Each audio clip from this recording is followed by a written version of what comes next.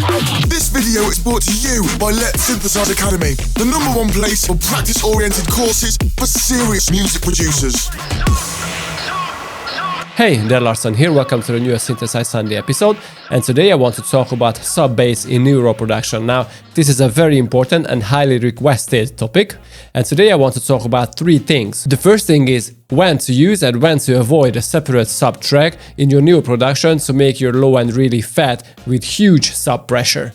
Second, what is the best sub sound for your Neuro production and how to make it, and believe me, this is not very obvious. I'm going to share you very nice tricks here. And third, I want to talk about sidechaining that sub element. That again is a very highly requested topic, so stay with me, I'm going to teach you everything with this little groove.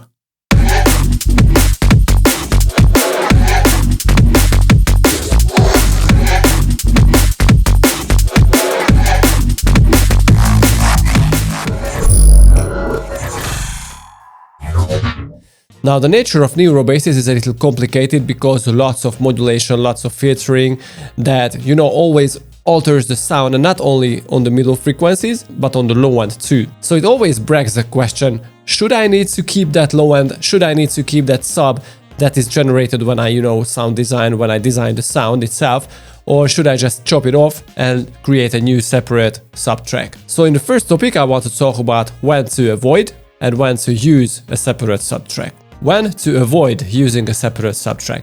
Now, you don't need a separate subtrack or don't need a sub element at all if your Neuro bass plays on a higher frequency note, so on, for example, on the middle bass area. This is true especially for those high-pitched kind of sound. Let me show you what I mean. So this is a song that I made in the latest Letsynthesize Academy course, and there is a very nice, very cool bass sound. This one. That obviously I show how to make it in the course, link is in the description below. But basically, because as you can see, this plays on a really high frequency because of the pitch modulation, you don't really need a sub at all. Just leave it as it is. Honestly, I struggled a lot with it when I wanted to find a sub for this element, and I found out that this is really unnecessary. So I just left it as it is. The second case when I don't really suggest you to create a separate sub track is, when your sound contains lots of modulation that it will be very hard to follow with a separate sub track. Let me show you another example for that. So for example, this bass. So as you can see, it modulates and makes some plugs and stuff. This is still not the best example, but you can see what I mean. If your bass already contains these very nice low end, these sub harmonics, I suggest you to leave it as it is and just, put a separate sub when it is necessary. So for example, here, when the step plays, just fill up the gaps. And another example for the previous topic, when the bass plays on a really high frequency,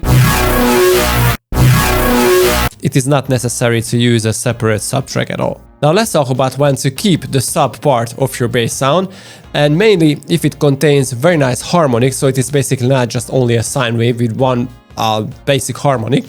I think it could be cool, but you need to make sure that it contains lots of middle bass energy, because Neuro basses always contains lots of middle energy because of the distortion, FM, and any other effects that you put into it. So it is hard on the middle bass area too.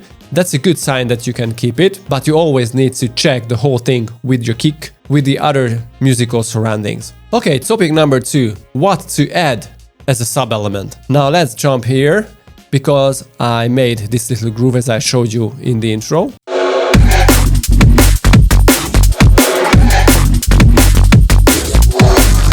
And this already contains a sub element, but without a separate sub, this is how it sounds.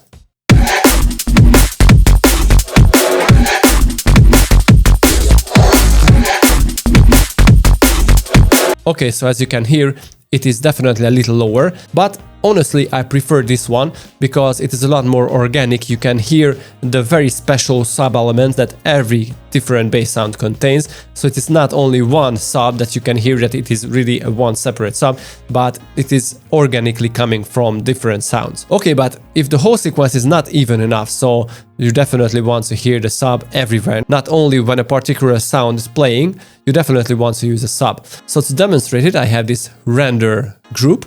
So this is the first thing when I didn't use a separate sub track, okay? This is what we just listened to.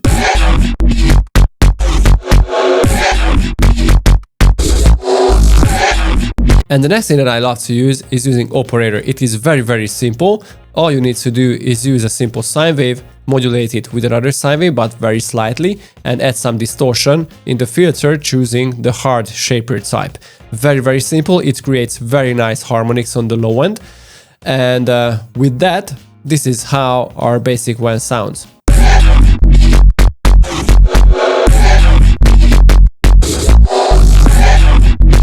As you can hear, it's a lot fatter and the low end is a lot more even, but honestly for me it's a little too digital, so it's not very organic, not very pleasing for my ear, but it is very simple. The next thing that I love to do is not using operator, but I'm using a separate sub element, a separate sub sample basically, and that is always a filtered Neuro bass. Now why a Neuro bass? Why using another Neuro bass for the low end for the very sub element? Now this is because this always contains lots of modulation, lots of very beautiful harmonics that are always a lot more natural to the ear because of the nature of Neuro basses. They always modulate and they always have something moving and something evolving in the sound. So this is why I love to use this sample that I called Beautiful Sub or Beauty Sub, and this really is only a filtered Neuro bass sound.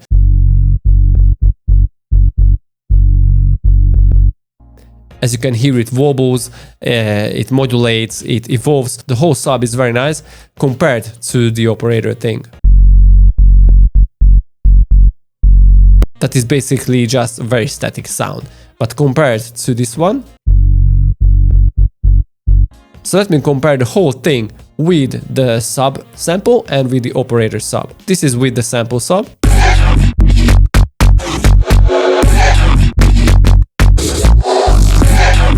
And this is with the operator sub.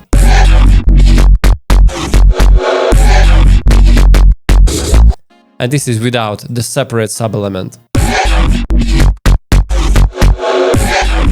I still prefer this, by the way, but it definitely needs some compression on the low end and on the middle area too to make it a little fatter.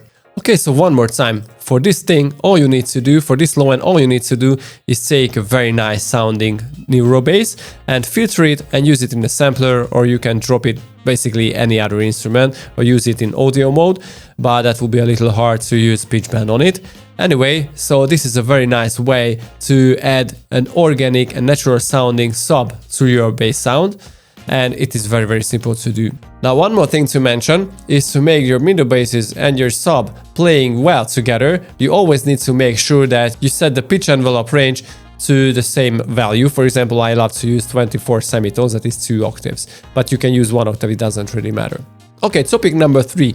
Do I really sidechain the sub? I would say yes. So especially if you are into very heavy Neuro when you want to make your sound really grunge, you know, and loud. You want to make room for the kick and for the sub and everything. You don't want to mess up, especially the transients. I would say sidechain it. Now, it is a little hard to explain how to do it well, but let me show you one thing. So, as I told you before, I released this Neuro drum and bass noisier style course on my academy, the Letsynthesize Academy, and we have basically 2 different bass elements. So we have this bass tab that organically contains its own low end. As you can see, it's very squarey, distorted. And we have a separate sub slices, basically, that plays on the snare too, where it doesn't play on the snare, but after the snare. This bass tab again. It is very hard to sequence all these little short steps, these sub steps. So what I love to do, in this case for example, I of course prepare the kick and the snare and prepare the bass tabs, and I take a sub bass in audio mode, chop it off and put it right into the gaps. Now I show this in detail in the course that you can find here. And of course, if you want to boost up your Neuro production, check my course here, a noisier style Neuro drum and bass start to finish. I was Larson and see you guys next time. Peace.